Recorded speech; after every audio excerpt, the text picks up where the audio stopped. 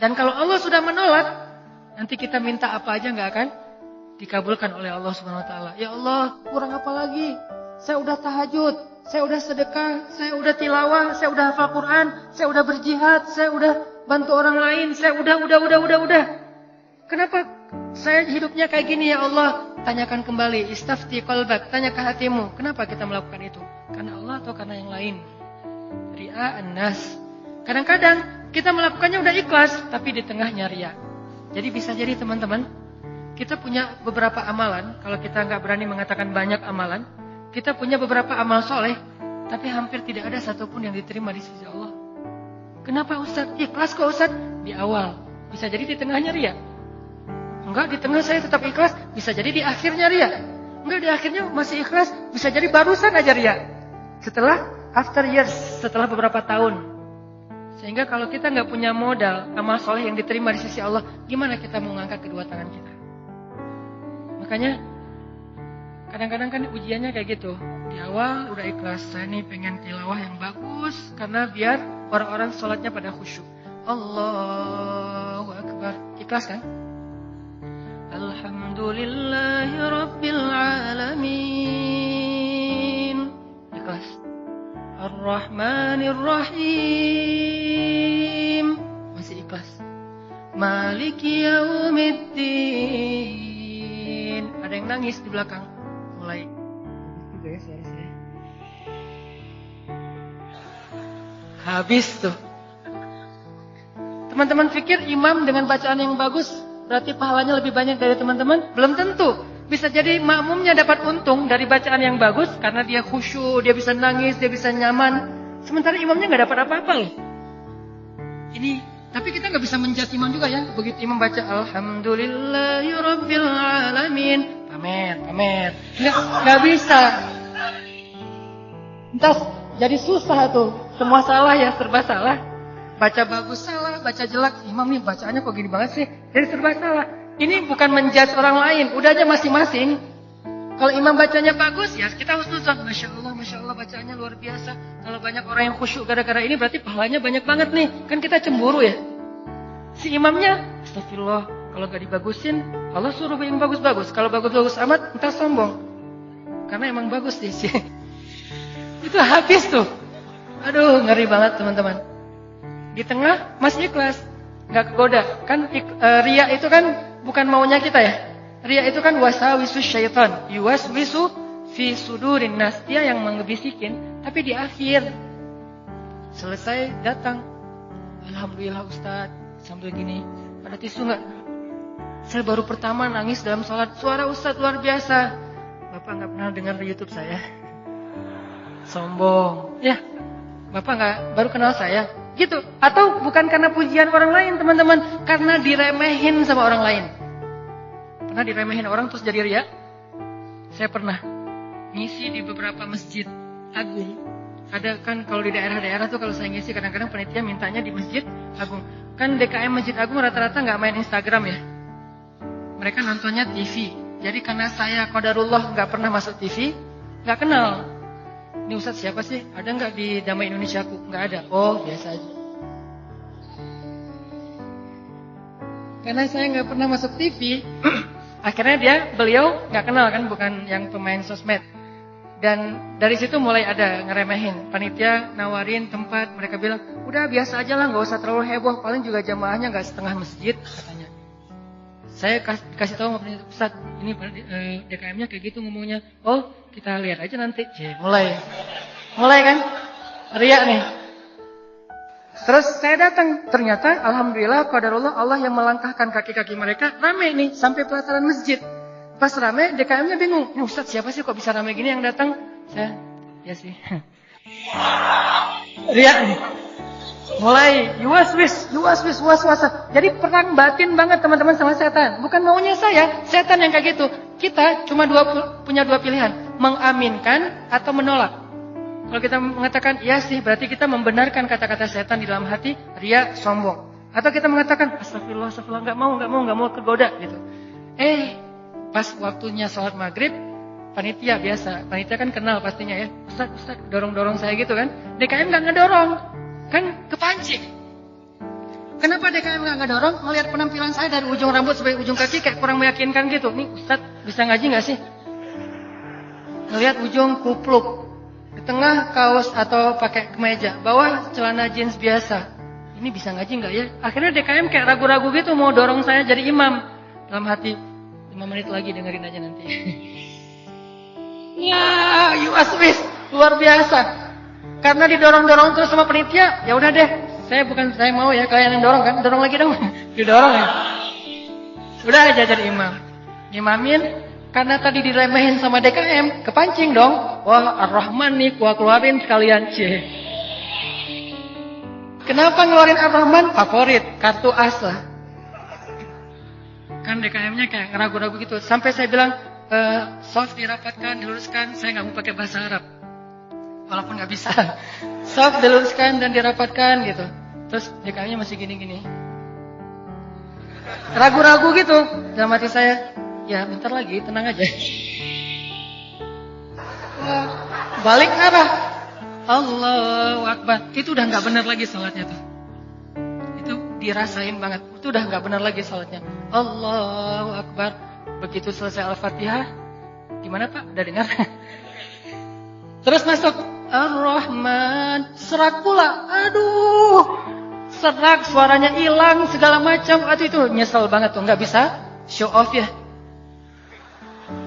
Kalau pas lagi dapat mic-nya bagus sampai menggemanya tuh sekilo gitu. Itu kan enak banget ya. Buat seorang vokal mic itu kayak floor buat anak skate kan. Jadi bisa ngetrik banget kalau floornya dapat kan. Jadi buat saya tuh kalau mic-nya pas dapat, wah ini bisa semua trik dikeluarin nih.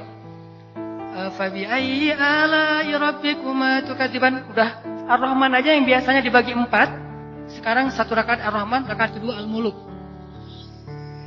Kenapa? Biar sekalian didengerin.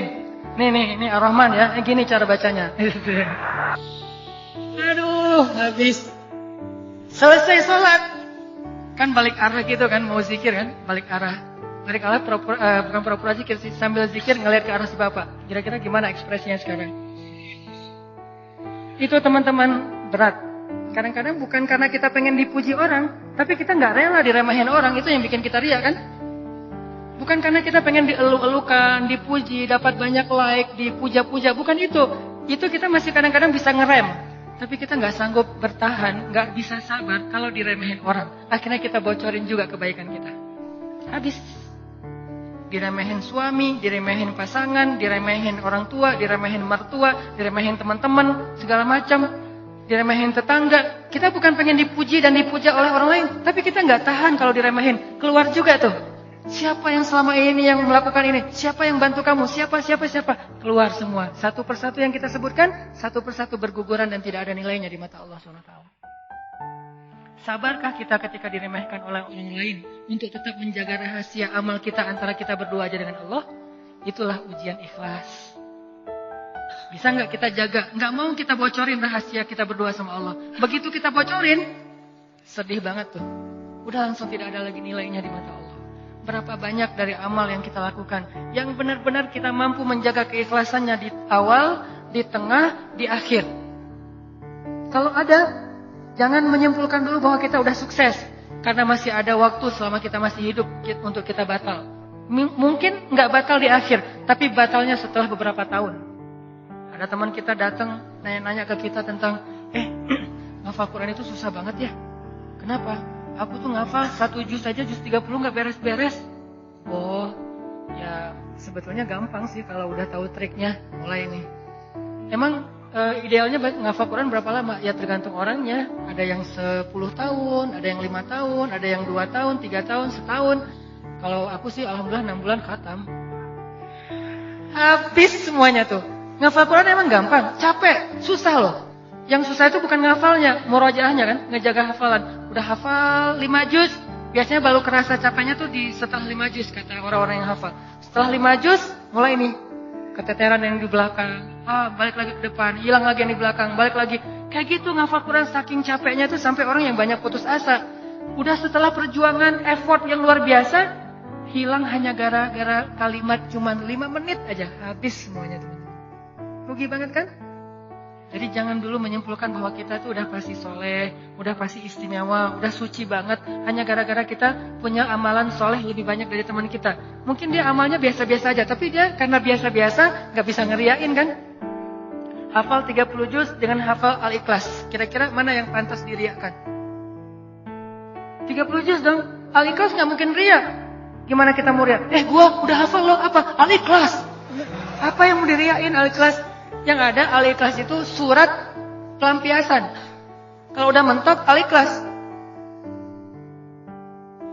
Sawa'un 'alaihim a'anzartahum. Perasaan tadi sebelum sholat lancar. A'anzartahum Qul huwallahu ahad. Biasanya gitu kan? Mentok-mentoknya Al-Ikhlas. Kenapa? Cuman Al-Ikhlas yang kita paling ikhlas. Kenapa tadi kok bacanya yang susah-susah? Pengen dong sesekali orang tahu kalau hafalan saya udah nambah kan gitu ya. Pengen dong orang tahu. Kayak kadang-kadang kan kita suka pengen melakukan sesuatu yang orang lain gak bisa lakukan. Membaca surat yang orang lain gak hafal surat itu jarang. Kalau Al-Ikhlas, Al-Falaq, An-Nas, Al-Kafirun. Al-Kafirun masih oke lah. Karena Al-Kafirun suratnya agak susah kan. Banyak orang yang terjebak. La abudu ma ta'budun wala antum abidun ma a'bud. Kapan selesainya nih? Muter aja di situ Al-Kafirun. Kalau Al-Ikhlas kan jarang yang terjebak. Kalau Al-Ikhlas juga sampai salah. Ini ngeri banget nih. Jadi mungkin jangan ngeremehin dulu teman-teman. Ada teman kita yang hafalnya, kamu hafal surat apa? Enggak, cuma dikit. Dari At-Takatsur sampai An-Nas doang. Itu juga gara-gara modal sholat taraweh. Karena dia taraweh selalu dengar itu kan, di taraweh suka dengar ayat itu ya. Akhirnya kehafal sendiri. Dia nggak pernah sombong, dia nggak pernah riak. Karena hafalannya sedikit. Kita yang 30 juz, segitu doang, kemana aja loh? Habis 30 juz. Jadi yang hebatnya itu bukan berapa banyak amalannya teman-teman. Tapi seberapa kuat dia menjaga keikhlasannya di awal, di tengah, di akhir, dan setelah beberapa lama. Jadi jangan menyimpulkan dulu. Fala tuzakku anfusakum huwa a'lamu bimanittaqo. Jangan kalian menganggap diri kalian udah pasti soleh, pasti istimewa, pasti baik. Karena Allah lah yang paling tahu siapa yang paling bertakwa. Maksudnya siapa yang paling ikhlas. Karena at-taqwa hahuna. Belum lagi nanti ada orang kadang-kadang saya pernah di sebuah masjid kita ngadain acara tabligh akbar, terus masjidnya rame, anak-anak mudanya penuh sampai ke depan masjid. Setelah selesai acara tabligh akbar kan suka ngobrol-ngobrol gitu kan sama DKM di ruang DKM. Ada salah satu sesepuh masjid ngobrol sama saya. Dan waktu itu saya juga sedih. Kenapa saya ladeni gitu? Harusnya saya pergi aja biar menjaga amal beliau kan. Beliau cerita, Ustadz, alhamdulillah ya sekarang masjidnya rame. Ini perjuangannya gak mudah loh Ustadz. Dulu dari awal nih, ketika kita pembebasan lahan masjid ini aja, udah konflik, sengketa dengan beberapa tetangga. Akhirnya saya perjuangkan Ustadz dari awal, sampai bisa pembebasan ini. Kemudian kita bangun masjid ini dengan gotong royong luar biasa. Fundingnya itu susah banget Ustadz. 5 tahun baru beres masjid ini Ustadz. Udah gitu saya yang bikin yayasan masjid ini. Sampai ADRT-nya tuh saya yang bikin Ustadz. Satu persatu beliau sebutkan perjuangannya, jasa-jasanya, jerih payahnya, effortnya, dan segala macam pengorbanannya. Sampai akhirnya masjid ini rampung. Sekarang dipakai banyak orang sholat. Sekarang udah gampang. DKM sekarang tuh gampang. Gak seperti awal-awal dulu. Kalau beliau sadar itu semuanya habis gara-gara beliau. Tapi kan kita gak bisa menjudge ya. Kalau beliau menceritakan itu untuk motivasi, oke. Tapi kalau beliau menceritakan itu untuk ria, dihargai, diakui. Kalau hanya pengen dapat pengakuan, pengen diaku oleh orang lain, habislah semua pahala yang sudah beliau usahakan sekian tahun.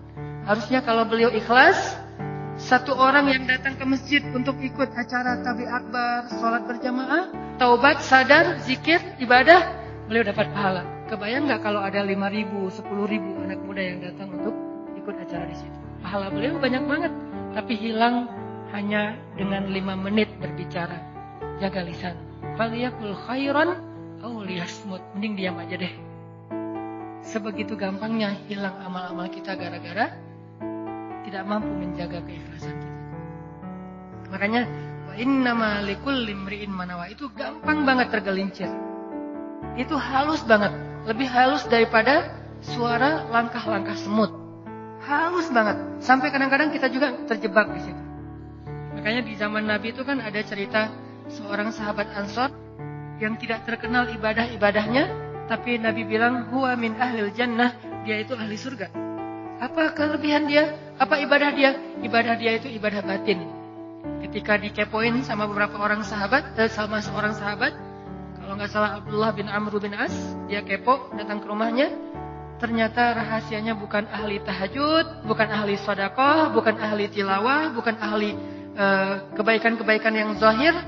Dia kalau ngelakuin amalan yang zahir, yang standar-standar aja lah, yang wajib, yang kalau ditinggalkan pasti dosa, sholat pasti, cuman nggak ada yang lebih, biasa-biasa aja. Terus yang bikin dia istimewa, ternyata ibadah batin. Apa ibadah batin dia?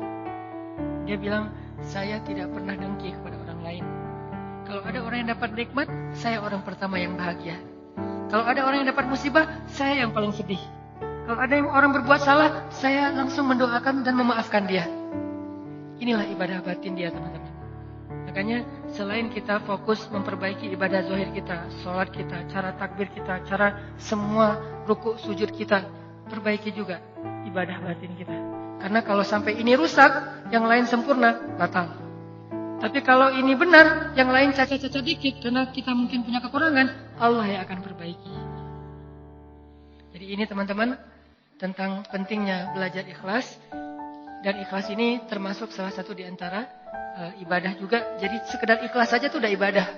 Sekedar niat aja itu udah ibadah. Belum melakukan udah jadi ibadah. Bukankah Nabi mengatakan siapa yang berniat berbuat baik lalu jadi melakukannya, maka dia mendapatkan 10 pahala kebaikan. Kalau dia berniat berbuat baik tidak jadi melakukannya, maka dia mendapatkan 1 pahala kebaikan. Siapa yang berniat berbuat buruk jadi melakukannya, maka dia dapat 1 dosa.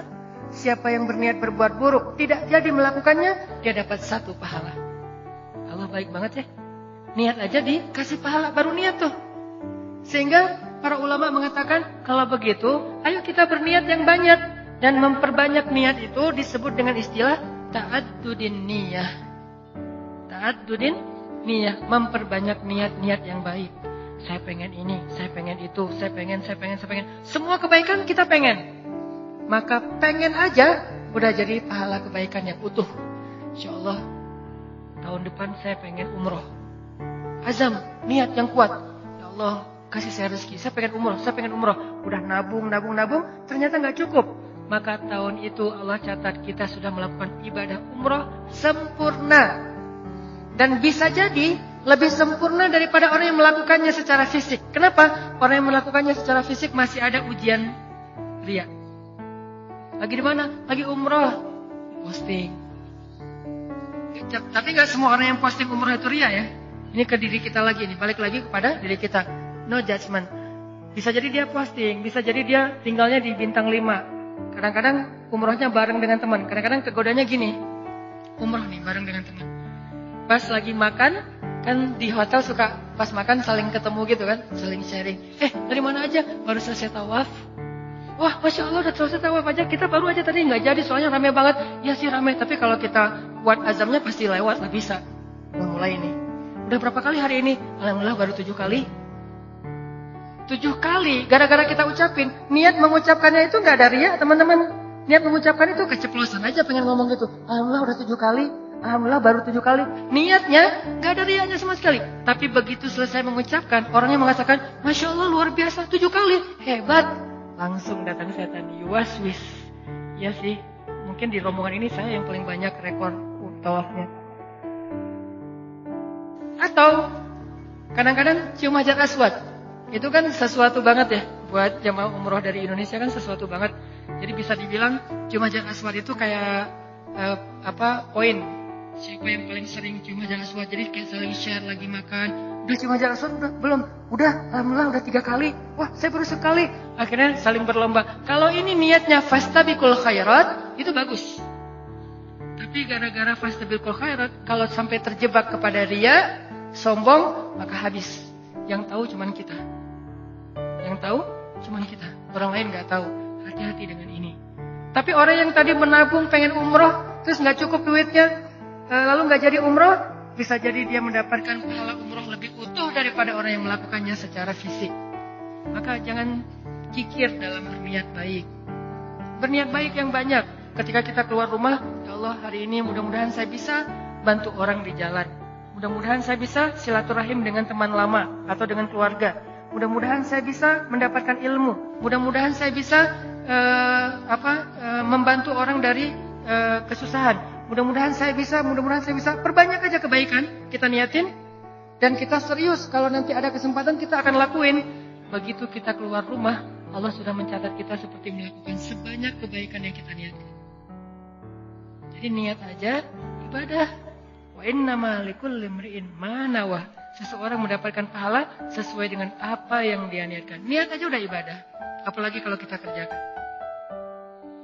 Sampai ulama mengatakan, kalau saya mendengar seseorang mengetuk pintu rumah saya, maka saya tidak akan membuka pintu rumah itu sampai saya memiliki 10 niat baik.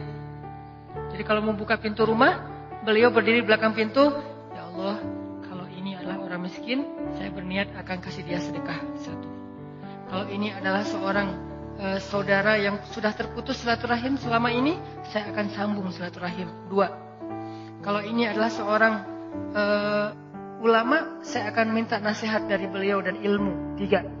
Kalau ini adalah seorang murid, saya akan kasih dia nasihat dan ilmu 4. Kalau ini adalah seorang yang berhutang, saya akan bayarkan hutangnya 5. Terus sampai 10 niat baik, baru dibuka pintunya. Ternyata yang datang cuma 1 orang dengan 1 hajat, maka beliau mendapatkan pahala 10 hajat, 10 kebaikan. Ini hebatnya niat. Ta'addudin niat. Sehingga yuk kita berniat sebanyak mungkin berbuat baik. Saya akan gini, saya akan gini, saya akan gini. Salah satunya untuk akhirat kita, kalau saya pribadi berniat, ya Allah saya pengen banget nanti sebelum meninggal, kalau bisa udah khatam 30 juz. Dari dulu diusahain belum beres-beres. Naik dikit, turun banyak. Naik dikit, turun banyak. Kenapa? Mungkin banyak dosa, bisa dosa lisan, bisa dosa mata. Bukankah dosa itu bisa menghilangkan hafalan ayat Al-Quran? Dan kata Nabi, Al-Quran itu gampang hilangnya, lebih gampang daripada hilangnya onta yang liar. Cepat banget hilangnya. Enggak Ustaz, saya udah banyak dosa tapi enggak hilang-hilang. Ya enggak ada yang dihafal, apa yang mau dihilangin? Coba kalau mau tahu kita banyak dosa atau enggak, hafal Quran deh. Kalau susah, pasti banyak dosa. Kalau mau tahu itu cara kita untuk bisa mendeteksi dosa kita, salah satunya ya, hafal Quran. Coba, itu akan mendeteksi banget. Kalau kita udah lancar bacaan, tapi dengan syarat bacaannya udah lancar. Karena kalau bacaan belum lancar, ya bukan karena dosa, emang nggak bisa baca Quran ya. Berarti tahapannya baca Quran dulu. Kalau bacaannya udah lancar, tapi kok nggak bisa ya ngafal Quran? Ini bisa jadi kata Imam Waqi', al-ilmu nurun wa nurullah la yu'talil asi. Ilmu itu cahaya dan cahaya Allah itu tidak diberikan kepada pendosa. Cara ngukur diri kita banyak dosa atau enggak? Coba ngafal Quran. Kalau susah, pasti banyak dosa. Sehingga pesantren di dekat rumah saya tuh pesantren Kampung Quran namanya. Dulu ada program daurah hafal Quran selama bulan Ramadan, 1 bulan 30 juz. Di Indonesia, di Cianjuang, Cimahi. 1 bulan 30 juz. Pas saya diundang ke situ ngisi waktu subuh, saya bilang, "Ini programnya apa Ustaz?" 30 juz 1 bulan. Saya dalam hati, emang bisa. Saya tuh udah lebih 10 tahun gak beres-beres. Ngeremehin gitu kan. Ternyata ada yang bisa. Dari sekian puluh siswa atau santri, ternyata sekitar hampir 10 orang khatam sebulan 30 juz lancar teman-teman. Sebulan 30 juz lancar. Modalnya mungkin cuma juz 30 doang pas baru datang. Dan apa metodenya Ustaz? Ternyata metodenya itu nggak rumit-rumit, sederhana. Kalau mereka ngerasa susah hafalan, disuruh salat taubat terus istighfar. Itu doang. Kalau Allah kok susah banget ya? Kan kadang-kadang ada halaman yang mudah, ada halaman yang susah ya. Yang biasanya kalau lagi enak tuh moodnya dapat, bisa sekali duduk 2 lembar langsung hafal dan lancar. Kalau lagi nggak dapat, 1 ayat aja nggak beres-beres. Nah, kata ustadznya, kalau kejadian kayak gitu, coba wudu, salat taubat, minta ampun sama Allah, istighfar, coba hafal lagi. Pasti mudah. Dan itu terbukti. Ternyata kayak gitu caranya. Cuman ya butuh istiqomah juga. Jadi teman-teman, perbanyak niat yang baik. Niat apa aja, termasuk saya nanti kalau udah punya rezeki, udah punya usaha sendiri, saya pengen punya panti asuhan 1000 anak yatim. Tapi niatnya yang kuat ya. Kalau ternyata itu baru terwujud setelah 20 tahun, la tahzan, nggak usah bersedih, nggak usah berkecil hati. Kenapa? Sejak kita berniat punya pesantren, punya panti asuhan 1000 anak yatim, walaupun terwujudnya setelah 20 tahun, pahalanya tuh dihitung dari awal berniat, bukan ketika terwujud. Keren kan niat tuh? Jadi pahalanya dihitung dari ketika kita berniat, bukan ketika itu terwujud.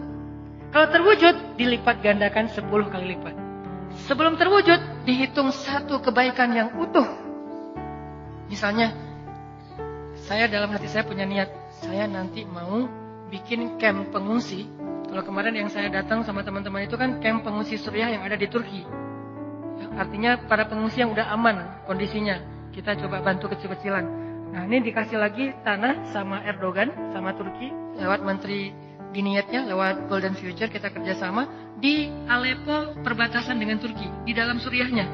Yang nggak bisa nyebrang, yang nggak bisa ngungsi keluar negeri, maka ditampung di situ. Dikasih berapa hektar tanah, disuruh coba kalian bisa nggak bikin camp di situ. Saya punya niat, saya akan coba bareng-bareng dengan Golden Future harus punya camp di Aleppo bagian perbatasan Turki yang menampung minimal 100.000 pengungsi Suriah. Itu kan niatnya? Kapan terwujud? Allahu a'lam. Yang penting saya ikhtiar aja dulu dari sekarang. Mulai membangun sosmed, saya harus banyak followers. Kenapa? Makin banyak followers, insya Allah funding untuk kemanusiaan lebih gampang. Terus juga membangun jaringan beberapa tempat di seluruh Indonesia supaya kita kerja bareng-bareng untuk selain kemanusiaan di Suriah, kemanusiaan juga di Indonesia. Bikin kegiatan-kegiatan dakwah anak muda. Tapi salah satu target goals saya itu adalah bisa ngebantu korban-korban perang. Bukan membantu perang, membantu korban perang. Kalau membantu korban perang kita datangnya bawa roti, bawa gandum, bawa obat-obatan. Kalau membantu perang kan bawa senjata ya. Dan saya megang senjata juga belum pernah. Nah, niatnya 100.000 pengungsi di camp di dalam Suriah untuk membantu mereka. Kapan terwujud? Sebutlah 10 tahun lagi baru terwujud. Saya apakah baru dapat pahala setelah 10 tahun? Enggak. Dari sejak awal saya berniat, kalau saya mampu ikhlas, maka saya mendapatkan pahala yang sama. Berarti setiap hari itu saya kayak ngasih makan 100.000 pengungsi Suriah di Aleppo. Setiap hari. Keren kan niat tuh? Kenapa kita nggak melakukan hal yang sama? Kenapa kita nggak berniat aja kayak gitu? Saya akan ikut juga dengan program Ustadz Hanan. Walaupun sekarang saya belum bisa support dana. Tapi insya Allah kalau saya ada dana nanti saya pasti akan ikut nyumbang. Saya juga akan funding dengan teman-teman saya. Niatin aja. Dengan niat aja, kita udah ngasih makan anak yatim di Suriah itu 100.000 orang daily, setiap hari. Wa innama likulli imri'in ma nawa. Kenapa kita nggak berniat yang banyak kebaikan-kebaikan? Kenapa kita kikir dalam niat? Belum lagi nanti kita niatkan yang lain-lain. Saya punya niat misalnya, pengen banget dengan kita mendakwahi anak-anak muda, dengan kita bikin sebuah gerakan anak muda, suatu saat dari mereka lahir seorang pemimpin yang saya sering ulang-ulang, yang hafiz Al-Quran, yang takut kepada Allah, yang imamin kita sholat di Masjid Istiqlal, dan yang muazzinnya adalah wakil presiden, yang imamnya presiden. Kalau itu terwujud, lalu makmumnya seluruh Indonesia, itu kan keren banget ya. Kalau belum terwujud, saya tetap dapat pahala niat itu kalau masih ikhlas. Berniatlah sebanyak mungkin. Berniatlah seluas mungkin. Jangan tanggung. Enggak, kalau 100.000 kegedean, udah aja 10 orang. Kenapa tanggung-tanggung? Memangnya buat kita rugi kalau kita niat 100.000 orang kita kasih makan? Udah aja niat. Tapi nggak mungkin tercapai. Siapa bilang nggak mungkin? Banyak hal yang sekarang saya alamin secara pribadi dan bersama teman-teman di Pemuda Hijrah, itu kejutan loh dari Allah. Dulu mungkin kita anggap itu mimpi. Mimpi bisa pergi ke camp Suriah yang ada di Turki. Mimpi bisa dakwah ke anak-anak, teman-teman anak-anak muda bisa bareng-bareng. Mimpi bisa ini, bisa itu, segala macam. Itu kayak mimpi. Tapi Allah wujudkan. Kenapa? Intasdukillah yasdukka. Kalau kamu jujur kepada Allah, Allah juga akan jujur kepada kamu. Ya Bani Israel, azkuru ni'mati allati an'amtu alaikum wa awfu bi'ahdi ufi bi'ahdikum. Tunaikanlah janji kalian kepada aku tunaikan janji aku kepada kalian. Intasdukillah yasdukka. Jujurlah kepada Allah, Allah jujur kepada kalian. Ihfazillah yahfazka. Jaga Allah, Allah jaga kalian. Fadhkuruni azkurkum. Ingat aku ingat kalian. Selalu kayak gitu, kaidahnya sama. Walaupun redaksinya berubah-ubah.